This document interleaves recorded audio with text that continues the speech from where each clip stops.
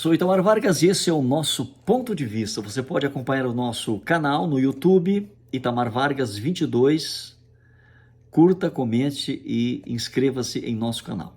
Hoje estamos aqui com o periódico do Mensageiro da Paz, do mês de junho de 2023, onde queremos relatar aqui na página de número 25, Estado de Israel, a nação de Israel festeja seus 75 anos de existência, escrito aqui por Cláudio César Laurindo da Silva. E queremos então prestar a nossa homenagem também ao Estado de Israel, a nação judaica, donde provém o nosso Salvador, o Senhor Jesus Cristo. No dia 12, ou melhor, no dia 14 de maio de 2023, o Estado de Israel comemora 75 anos de fundação do seu Estado-nação. É, sem sombra de dúvidas, uma data histórica. Esse dia foi escolhido pelo fato de que, em 14 de maio de 1948, David Ben-Gurion, depois de assinar a Declaração de Independência de Israel, proclamou a criação do Estado hebreu.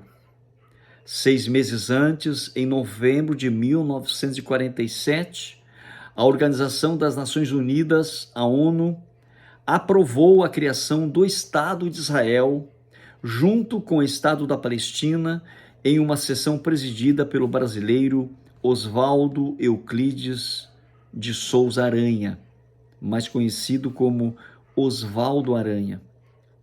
A liderança árabe, contudo, não aceitou tal partilha. Vale lembrar que existe uma relação histórico-milenar entre os judeus e a Terra Santa. Esse fato é relatado tanto nas Sagradas Escrituras como nas fontes seculares. A existência dos impérios antigos reafirma as relações daquela terra com os hebreus. Seja a Síria ou a Babilônia, ou o Império Helênico ou Roma, e até mesmo a multiplicação dos descendentes de Abraão no Egito, questionado por alguns historiadores e reafirmado por outros, mas claramente confirmado nas Sagradas Escrituras. Todos eles autenticam tanto a existência do povo israelita como a relação deles com a sua terra. Não se pode negar também que coube ao rei Davi a fundação da cidade de Jerusalém, conquistada pelos jebuseus por volta do ano 1000 a.C. É por isso que ela é historicamente chamada de a cidade do rei Davi.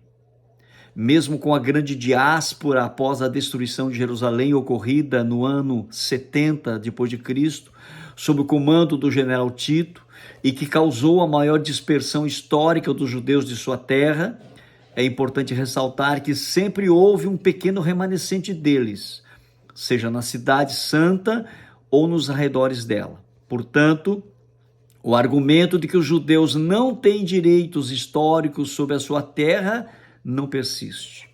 Se por um lado a própria criação do Estado de Israel, que ocorreu no período pós-Segunda Guerra, foi considerada um milagre, por outro, a sua persistência diante de tantos conflitos nesses 75 anos tem sido um milagre maior ainda.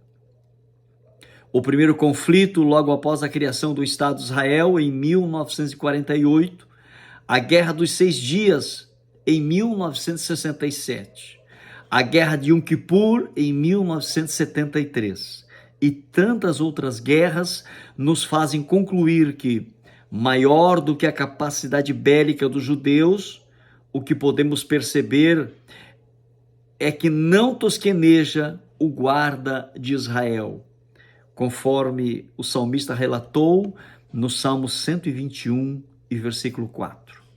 Israel tem enfrentado nesses últimos dias, além dos constantes desafios externos, algo que tem sido uma novidade e, de certa maneira, algo perigoso para o fortalecimento da nação. Ou seja, os conflitos internos. O país encontra-se dividido politicamente, ocorrendo manifestações populares por parte da oposição ao atual primeiro-ministro Benjamin Netanyahu. Porém, mesmo diante dos desafios externos e internos, a nação está comemorando, não apenas em um dia, mas durante todo este ano, o seu 75º aniversário de fundação. O Brasil, historicamente, tem mantido boas relações com Israel e devemos orar para que essas relações não sejam abaladas por razão político-ideológicas. Não devemos esquecer o que Deus disse acerca de Abraão e de seus descendentes, Isaque e Jacó. E far-te-ei uma grande nação, e abençoar-te-ei e engrandecerei o teu nome, e tu serás uma bênção. E abençoarei os que te abençoarem, e amaldiçoarei os que te amaldiçoarem. E em ti serão benditas todas as famílias da terra. Livro de Gênesis, capítulo 12, versículo 2 e versículo 3. Jesus Cristo, que para nós cristãos é o verdadeiro Messias de Israel, afirmou no Evangelho de Mateus, capítulo 23, versículo 37 ao 39, uma das mais duras e contundentes profecias acerca do futuro do povo da promessa. No versículo 37, na primeira parte, ele remete ao passado do povo quando diz: Jerusalém, Jerusalém, que matas os profetas e apedrejas os que te são enviados. Na segunda parte do versículo, ele traz para o período de seu ministério e evidencia qual era o desejo dele como Messias. Quantas vezes quis eu ajuntar os teus filhos, como a galinha junta os seus pintos debaixo das asas, e tu não quisestes. No versículo 38, o Senhor Jesus profere uma profecia de cunho histórico, que cumpriu-se no ano 70, quando disse: Eis que a vossa casa vos ficará deserta.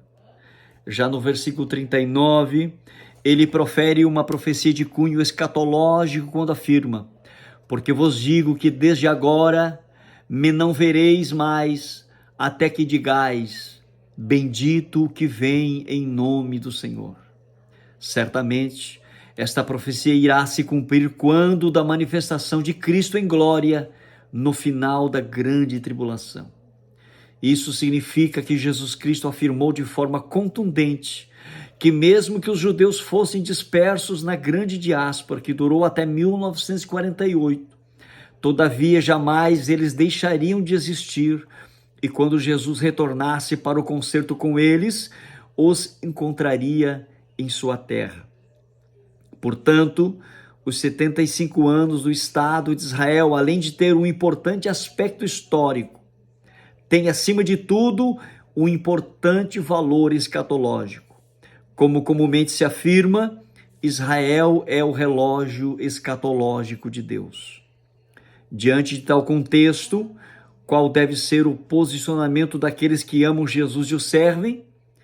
Primeiro, o de abençoar Israel, pois é um plano específico de Deus para com os judeus.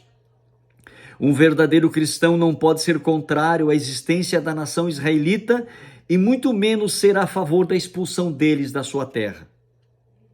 Claro que isso não significa aplaudir ações erradas que eles venham cometer ou decisões erradas que eles venham tomar.